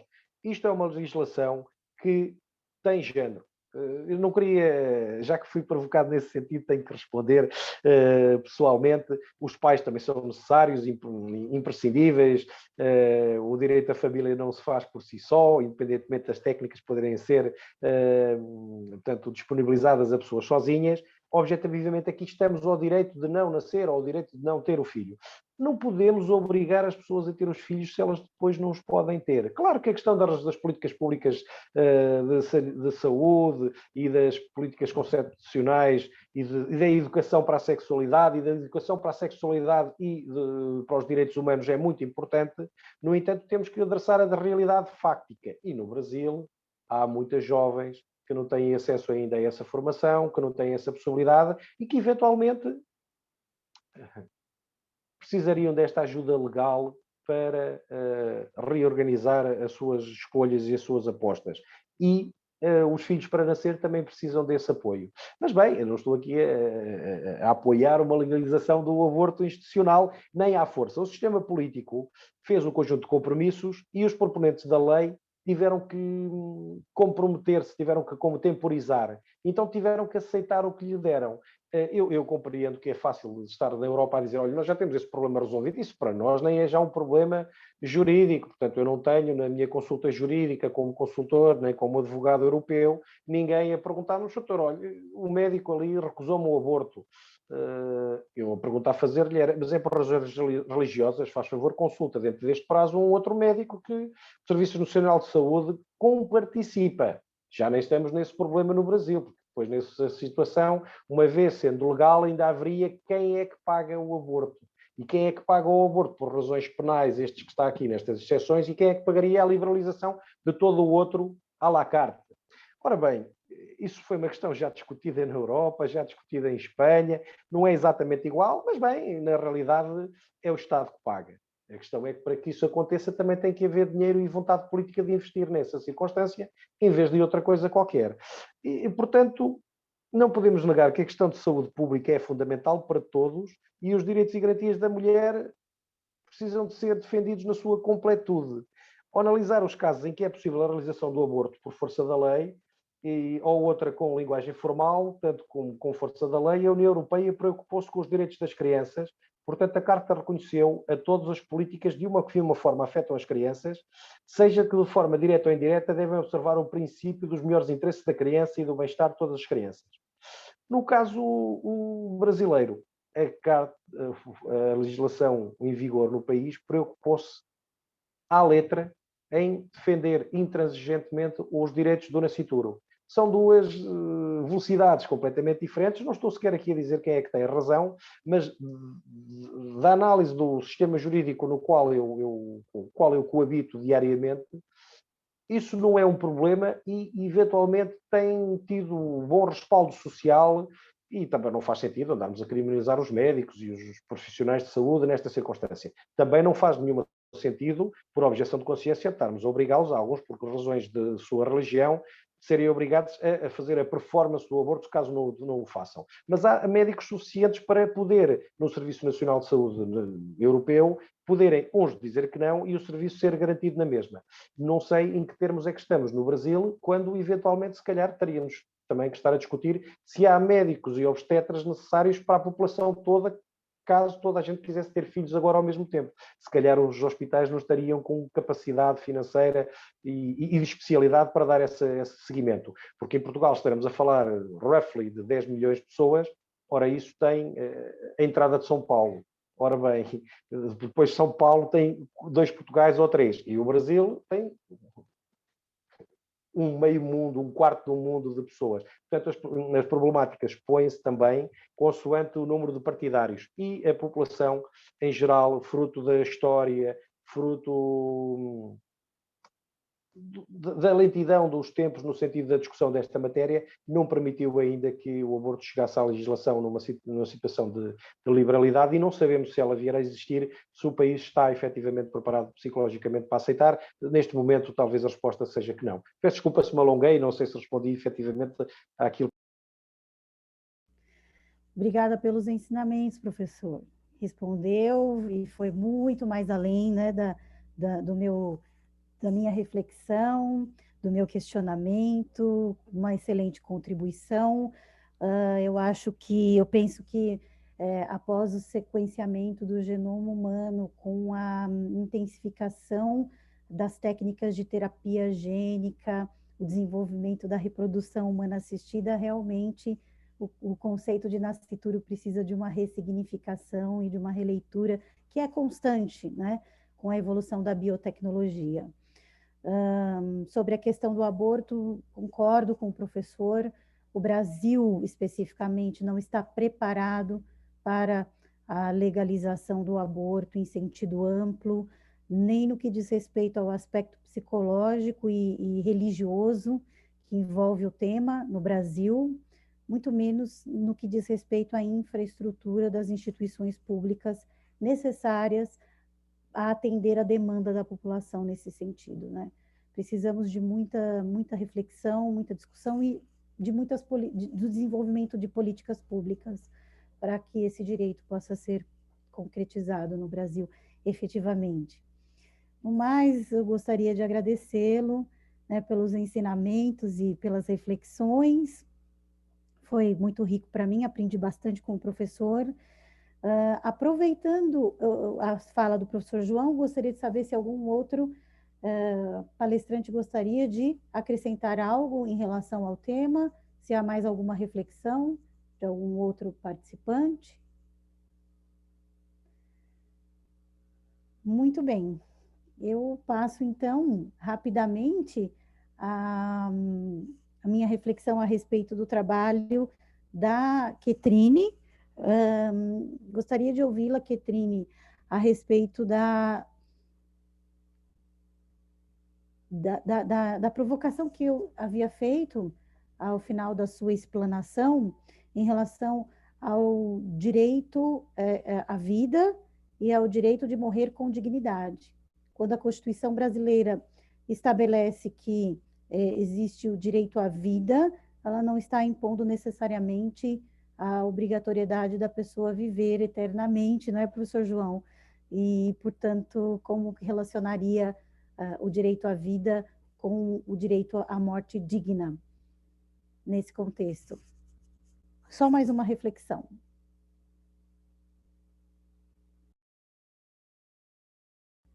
Professora, poderia ativar o som? Obrigada. Agora deu certo. Então, essas reflexões do direito à vida e essa obrigação, eu acho que as reflexões são mais voltadas a essa obrigação de ter que viver, né? Seja o Estado impondo essa obrigação de ter que viver, seja a qualquer custo. Então, eu acredito que se parte do pressuposto que há o direito de viver de forma digna, esse direito deveria ser disponível.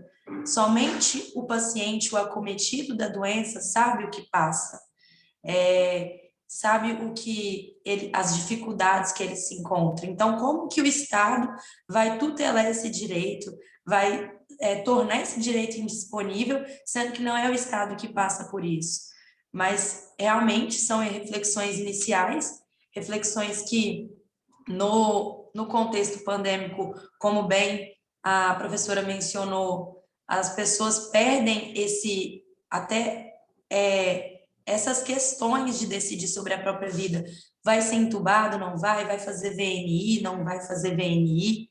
Sendo que é só, às vezes, a própria pessoa que sabe o que realmente passa. Então, eu acredito, conforme eu falei, que não se trata de banalizar essa forma e de romantizar essa morte, mas é um fato de entendermos o paciente ou acometido de doença, como em outros muitos países fazem, né? Estados Unidos, Suíça, onde, inclusive, em alguns países, a gente estuda no direito comparado que tem esse suicídio assistido em outros casos, né?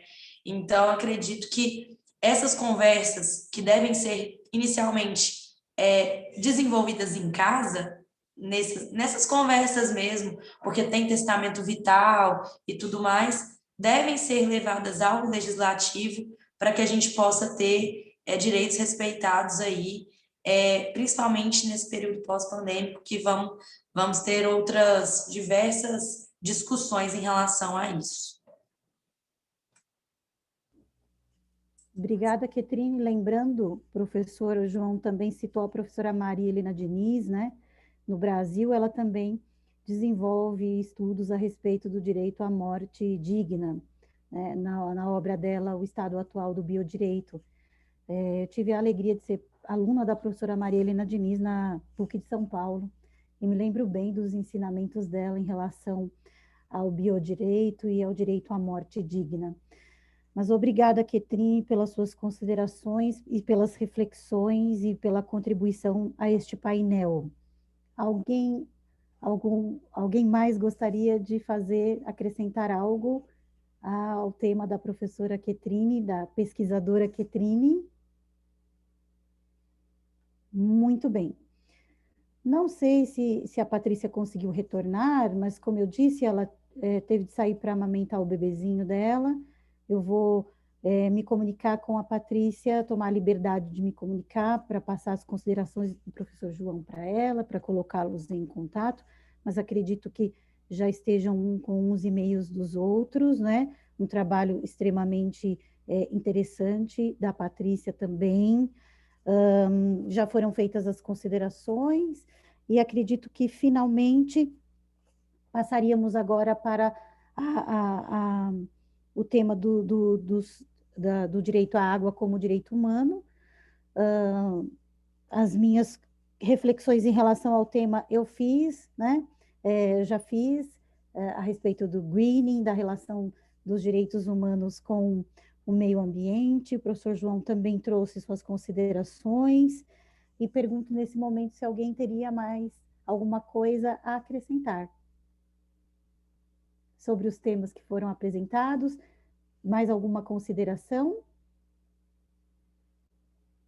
Muito bem. Da minha parte, gostaria de agradecê-los pelas, como dizem os portugueses, eu acho super bonito, pelo contributo a este painel, né?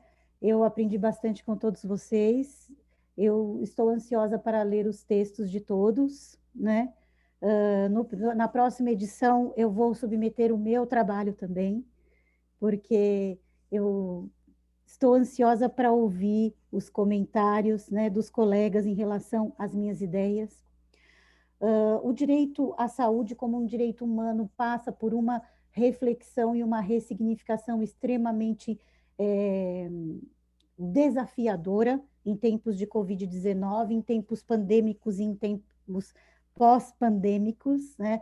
Porque enfrentaremos diversos desafios em relação ao direito à saúde como um direito humano.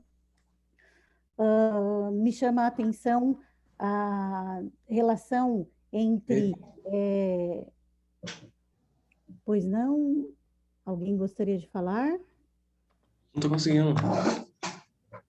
Peço desculpa de interromper, quero ouvi-la, depois no final, se me der um minutinho, eu tinha Claro. uma indicação para a Catarina, que estava aqui à procura na minha secretária e não aparecia a nota que eu lhe queria dar sobre um texto antigo que eu acho que ela poderá ter interesse em ler. Peço desculpa.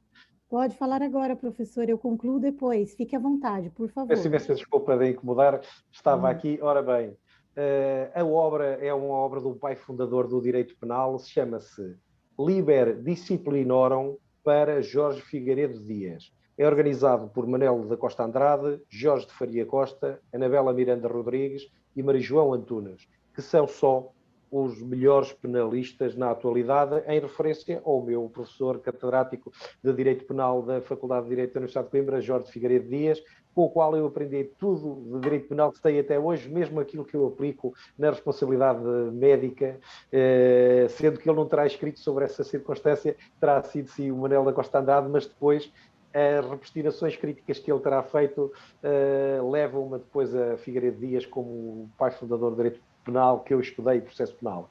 É uma obra da Coimbra Editora de 2003 e na introdução de José de Faria Costa, que é o eminente professor de Direito Penal da minha faculdade, não tendo sido nunca meu professor, é meu mestre e foi provedor de justiça de Portugal durante um período consideravelmente próximo da história política portuguesa. E na sua introdução chamou o tema o fim de vida e o direito penal. Eu sei que a abordagem da Catarina não é especificamente do direito penal, mas penso que será uma reflexão antiga que trará caminhos novos. E então, se me permitirem muito rapidamente, o que ele diz é aproximação ao problema e, entre aspas, a sua centralidade.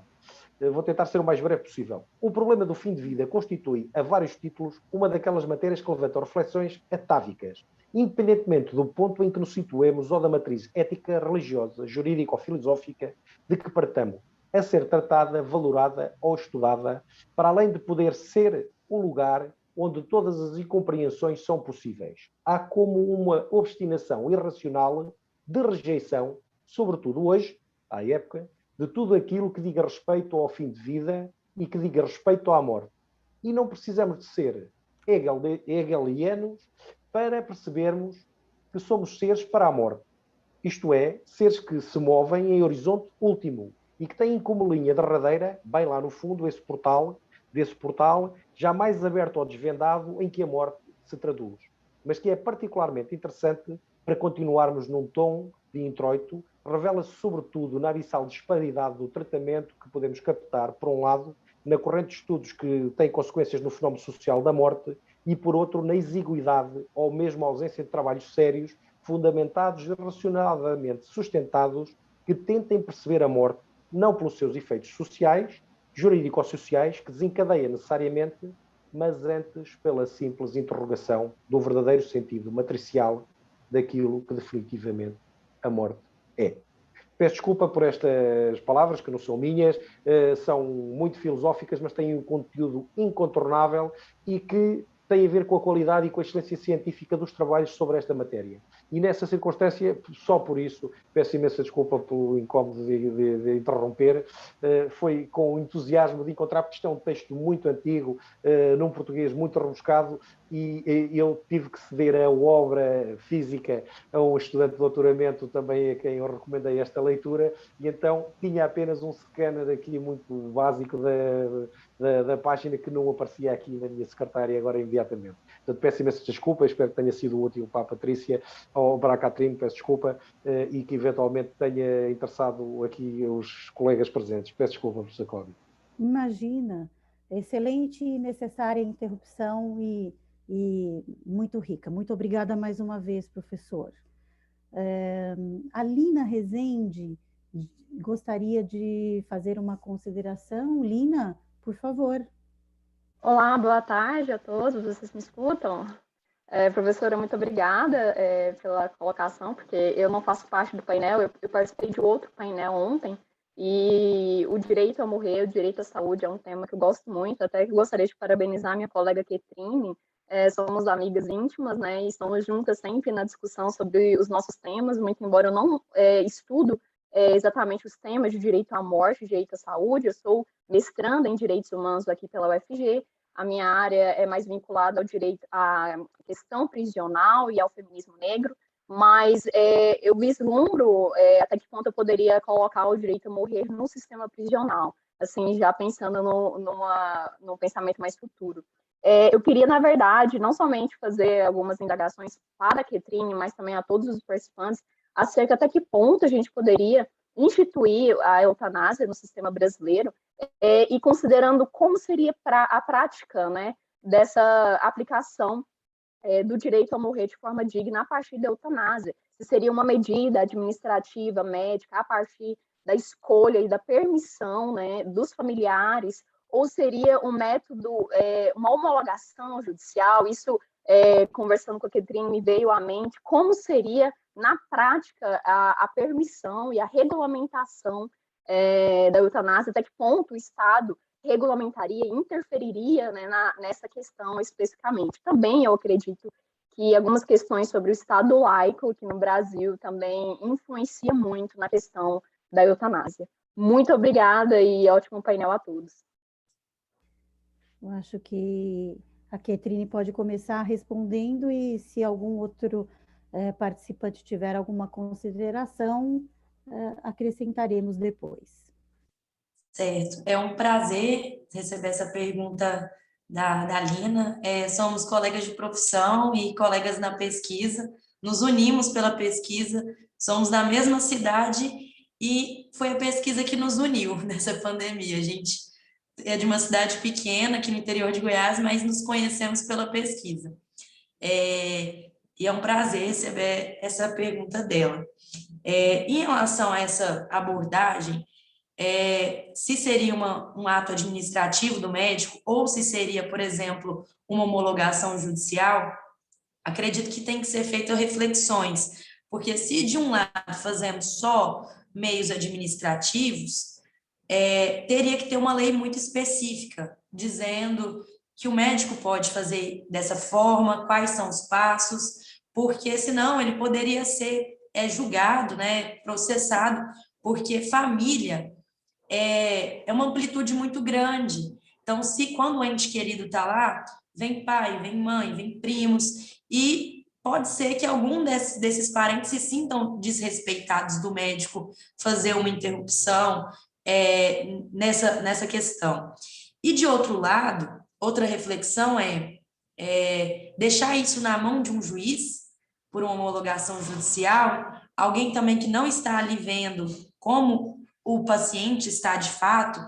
Então, acredito que não temos ainda uma resposta, um pensamento completo, mas acredito que fazendo leis, projetos e tudo mais que a gente possa seguir passo a passo, talvez a gente conseguisse resguardar o médico, porque para ele não ser processado depois por suicídio assistido. Aí entra uma questão também de inexigibilidade de conduta diversa, né, ali no direito penal.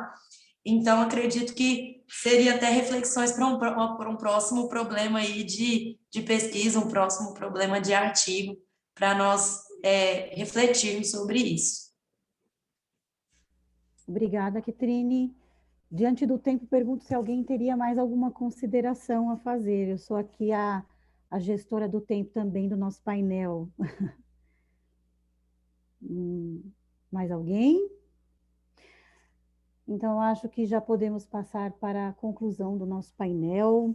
Um excelente painel. Como eu estava dizendo, o direito à saúde passa por diversos desafios no contexto pandêmico. Esses desafios permanecerão no contexto pós-pandêmico.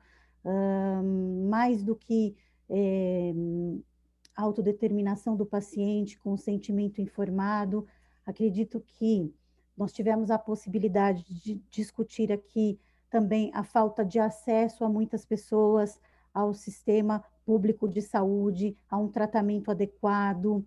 Nós pudemos perceber isso no contexto da pandemia, a necessidade de se realizar triagem de leitos, todo o procedimento das experimentações científicas que foram realizadas para a produção das vacinas.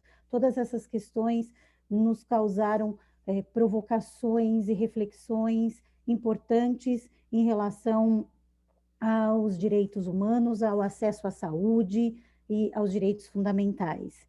E acho que temos um grande desafio para a concretização do direito à saúde como medida de justiça global. Percebe-se que muitos países não têm um sistema parecido com o sistema único de saúde que nós temos.